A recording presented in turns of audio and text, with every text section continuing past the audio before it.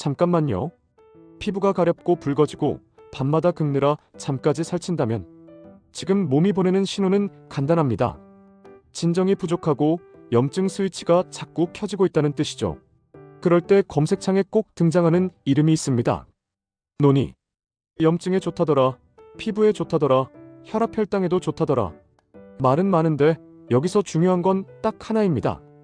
누구에게는 도움이 될 수 있지만 누구에게는 오히려 부담이 될 수도 있다.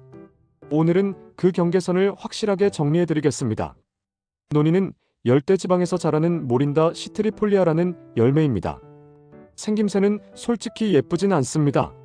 울퉁불퉁 투박하고 껍질에는 오돌토돌한 돌기들이 많습니다. 별명도 강렬합니다. 치즈과일이라고 불리기도 하는데 처음 향을 맡으면 고개가 갸우뚱할 수 있습니다. 원액을 처음 마셨다가 이게 과일이 맞나 싶은 분들도 많습니다. 하지만 남태평양 지역에서는 오래전부터 다양하게 활용되어 왔고 자연치료나 진통 쪽으로도 전통적으로 알려져 왔습니다. 요즘은 주스 형태의 원액, 분말, 캡슐이나 정 형태로 많이 섭취합니다. 논의에는 아미노산, 비타민, 미네랄 같은 기본 영양도 들어있지만 가장 많이 언급되는 건 항산화 성분, 특히 폴리페놀 계열입니다. 폴리페놀은 식물이 스스로를 지키기 위해 만든 방어물질 같은 존재입니다. 우리 몸에 들어오면 산화 스트레스와 염증 반응과 관련해 관심을 받곤 하죠. 그리고 논의하면 빠지지 않는 단어가 프로제로닌입니다. 체내에서 세포 기능을 돕고 영양 흡수에 도움이 된다는 이야기로 자주 소개되는데요. 다만 제품 광고처럼 만능 열쇠로 생각하기보다는 몸 컨디션을 도와줄 수 있는 보조 후보 정도로 보는 게 현실적입니다. 논의가 항염으로 유명해진 이유로 자주 언급되는 성분이 스코폴레틴입니다. 스코폴레틴은 혈관과 순환 쪽 이야기와 함께 자주 따라오고 염증 반응과 관련해 연구 대상으로 거론되기도 합니다. 여기서 중요한 포인트를 꼭 잡고 가야 합니다. 논의는 약이 아니라 식품입니다. 불이 난 집에 필요한 건 소방차인데 논의는 물컵 하나 더 얹어주는 정도의 보조일 수는 있어도 소방차를 대신하진 못합니다. 피부염이나 아토피가 심하다면 치료, 생활관리, 보습, 자극관리가 우선입니다. 논의의 스코폴레틴이 치질 개선이나 체지방 분해 쪽으로도 언급되면서 콜레스테롤 감소나 체중 관리에 관심 있는 분들도 논의를 찾습니다. 하지만 결론은 똑같습니다.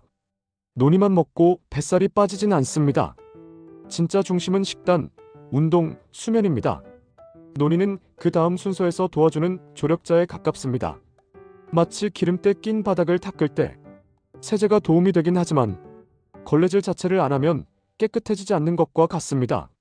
논의는 혈관 건강식품으로 소개되면서 혈압이나 공복 혈당 쪽 이야기로도 연결되곤 합니다. 특히 초기 혈당 관리가 필요하신 분들이 관심을 갖습니다. 하지만 절대 기억하셔야 합니다. 논의는 혈압약이나 당뇨약을 대체하는 개념이 아닙니다.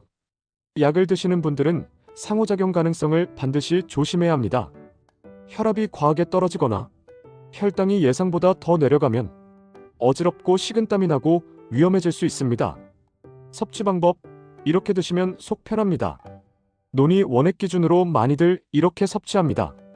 하루 소주 잔 정도 분량을 나눠서 섭취하는 방식입니다. 속이 예민한 분이라면 한 번에 몰아드시지 마세요. 아침과 저녁 또는 점심과 저녁처럼 나눠 드시는 게 편합니다. 건강식품은 한 방에 끝내는 게 아니라 몸이 받아들이게 조심조심 드리는 게 핵심입니다. 공복이 좋은가요? 식후가 좋은가요? 평소 속이 튼튼한 분은 아침 공복이나 식전도 괜찮을 수 있습니다. 하지만 속이 약한 분, 위가 쓰린 분, 역류가 있는 분은 식후가 더 편할 수 있습니다. 논의 분말이나 캡슐은 농축 정도가 제품마다 다릅니다. 그래서 제품 라벨의 일일 섭취량을 우선으로 보시는 것이 가장 안전합니다. 처음 시작하실 때는 권장량의 절반 정도로 며칠 적응해보고 문제가 없으면 서서히 맞춰가는 방식이 부담이 적습니다. 섭취 꿀팁, 맛과 향이 힘들다면 이렇게. 논의는 맛과 향에서 탈락하는 분들이 많습니다. 그럴 때는 이렇게 드셔보세요. 물에 희석해서 연하게 시작하기, 냉장 보관해서 차갑게 마시기, 요거트나 스무디에 섞어 먹기. 처음부터 진하게 원액을 한 번에 마시면 몸도 놀라고 위도 놀랄 수 있습니다. 처음엔 연하게, 천천히 내 몸 반응을 보면서가 정답입니다. 부작용과 주의사항, 이분들은 특히 조심하세요. 여기부터가 오늘의 핵심입니다. 논의는 누구에게는 도움이 될 수 있지만 특정 분들에게는 부담이 될 수 있습니다. 신장이 좋지 않은 분은 특히 주의가 필요합니다. 논의에는 칼륨이 많은 편이라 만성 콩팥병이나 신장질환 병력이 있는 분은 조심해야 합니다. 몸에서 칼륨 조절이 잘 안 되면 심장이 두근거리거나 리듬이 흐트러지는 문제로 이어질 수 있습니다. 간이 약한 분도 조심하셔야 합니다. 드물게 간 관련 불편을 호소하는 사례가 보고된 적이 있어 평소 간 수치가 높거나 간 질환 병력이 있는 분은 드시기 전에 의료진과 상담이 안전합니다. 혈압약이나 당뇨약을 드시는 분도 주의가 필요합니다. 논의가 혈압과 혈당 쪽으로도 이야기되는 만큼 약과 겹치면 예상보다 더 떨어질 가능성을 배제할 수 없습니다. 복용 중이라면 반드시 주치의나 약사와 상의하셔야 합니다. 임신과 수유 중인 분, 알레르기 체질인 분도 신중해야 합니다. 자료가 충분하지 않거나 개인차가 큰 경우가 있으니 전문가 상담 후 결정하는 것이 안전합니다. 그리고 공통 경고가 있습니다. 논의를 드시고 속이 불편하다, 설사가 난다, 두드러기가 난다, 몸이 붓는다. 이런 반응이 나타나면 즉시 중단하시고 상태를 확인하셔야 합니다. 논의가 특히 도움이 될 수 있는 사람, 피부나 컨디션이 예민하고 항산화와 염증 관리에 관심은 있지만 현재 신장과 간이 건강하고 복용 중인 약이 없는 편이며 건강식품을 소량부터 천천히 적응해가며 드실 수 있는 분에게는 도움이 될 가능성이 있습니다.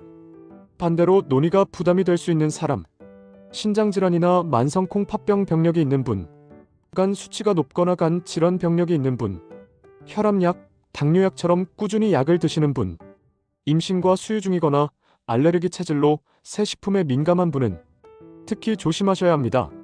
마무리. 논의는 만능 열쇠가 아닙니다. 필요할 때 잘 쓰면 도움이 될 수 있는 보조도구입니다. 중요한 건 내 몸 상태를 먼저 확인하고 적정량을 지키고 위험군이라면 피하는 것입니다. 오늘 내용이 도움이 되셨다면 논의를 시작하기 전에 내 몸 체크리스트부터 꼭 확인하세요.